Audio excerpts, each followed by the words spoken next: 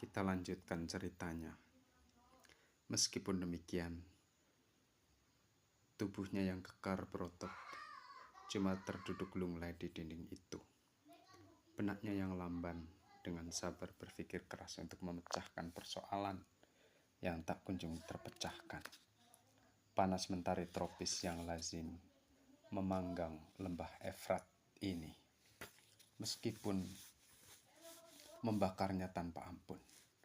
Butir-butir keringat yang terbentuk di dahinya mengalir tanpa diperhatikan dan akhirnya lenyap menguap di belantara bulu-bulu dadanya. Jauh di seberang rumahnya menjulang dinding-dinding berjenjang tinggi yang mengelilingi istana raja. Di dekatnya menara kuil bel yang bercat dan indah menjulang ke langit biru. Dalam bayangan keagungan demikian, berdiri rumahnya yang sederhana serta rumah-rumah banyak orang lain yang jauh lebih sederhana dan lebih tidak terawat. Babylon memang seperti itulah, campuran kemegahan dan kekumuhan, kekayaan yang menyilaukan dan kemiskinan yang menggenaskan. Semua bercampur baur tanpa ada perencanaan atau sistem di dalam dinding-dinding kota pelindungnya.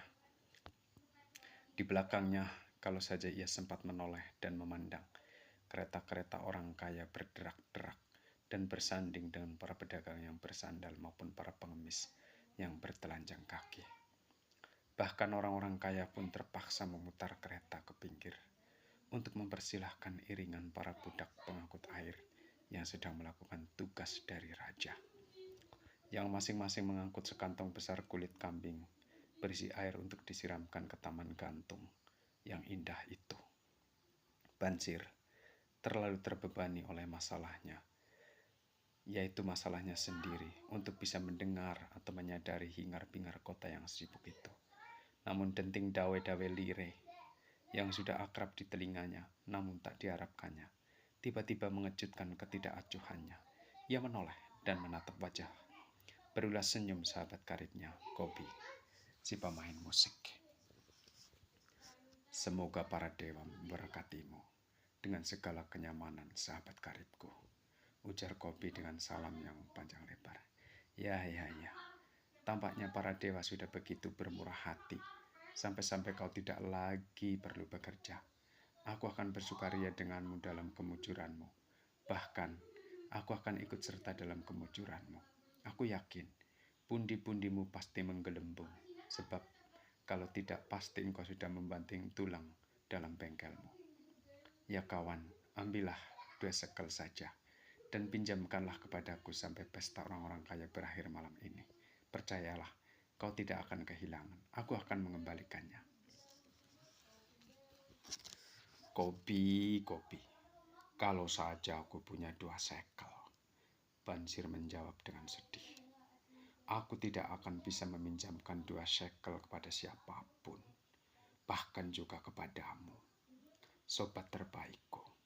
Sebab uang 2 shekel itu adalah seluruh kekayaanku, dan tidak ada orang yang mau meminjamkan seluruh kekayaannya, bahkan kepada sahabat terbaiknya. Hah? Apa?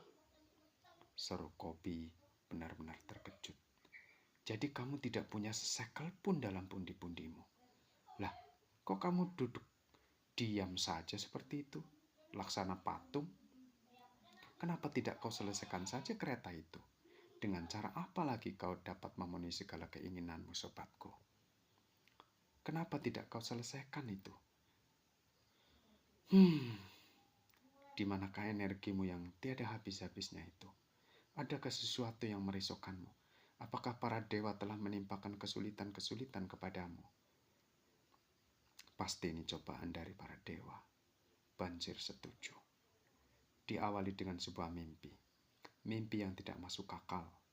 Aku merasa sebagai orang yang sangat berharga. Dari sabukku menjuntai sebuah pundi-pundi yang penuh dengan uang. Bersekel-sekel uang yang bisa kulempar-lemparkan sesukaku untuk para pengemis. Ada berkeping-keping perak untuk membeli perhiasan bagi istriku dan apapun yang kuinginkan bagi diriku sendiri. Ada berbongkah-bongkah emas yang membuatku merasa terjamin dengan masa depanku dan membuatku tidak takut menghambur-hamburkan perak. kemakmuran dan rasa puas diri menggelimangiku. Kau pasti tidak akan mengenaliku lagi sebagai sobatmu yang harus membanting tulang. Juga tidak bakal lagi mengenali istriku yang begitu mulus tanpa kerut-merut di wajahnya, serta berkilau-kilau dengan kebahagiaan. Ia kembali menjadi seorang gadis ceria seperti masa-masa ketika baru menikah.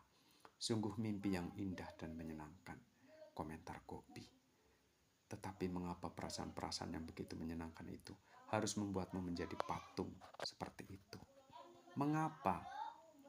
Karena ketika aku terbangun dan ingat betapa kempesnya dompetku, timbul perasaan berontak dalam diriku. Seperti dikatakan oleh para pelaut, kita berada dalam perahu yang sama. Ya, kita berdua.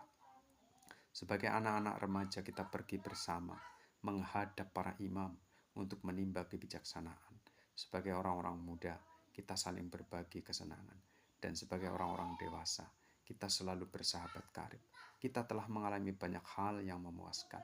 Kita telah puas bekerja lama-lama dan menikmati pendapatan kita dengan bebas. Kita telah mendapatkan banyak uang di masa-masa lalu. Namun, untuk dapat mengetahui kegembiraan yang dapat diperoleh dari kekayaan, kita harus memimpikannya. Kopi terdiam, memperhatikan sahabatnya yang sambil menggeleng-gelengkan kepala meneruskan.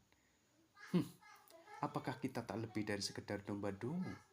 Kita tinggal di kota terkaya di dunia. Para pelancong mengatakan tidak ada yang menyamai kekayaannya, yaitu kota Babylon. Di sekitar kita berlimpah kekayaan, tetapi tidak ada satupun yang menjadi milik kita. Setelah separuh umur kita yang dipenuhi dengan kerja keras, pundi-pundimu, sobatku yang terbaik, masih tetap kempes. Dan kau berkata padaku, bisakah aku pinjam 2 shekel saja sampai akhir pesta orang-orang kaya malam ini? Dan apakah jawabanku? Apakah aku menjawab, ini dia pundi-pundiku. Dengan senang hati aku berbagi isinya denganmu. Tidak, aku harus mengakui bahwa pundi-pundiku sama kempesnya dengan punyamu. Apa sebabnya? Kenapa kita tidak dapat memperoleh perak dan emas lebih dari yang cukup hanya untuk makan dan pakaian kita?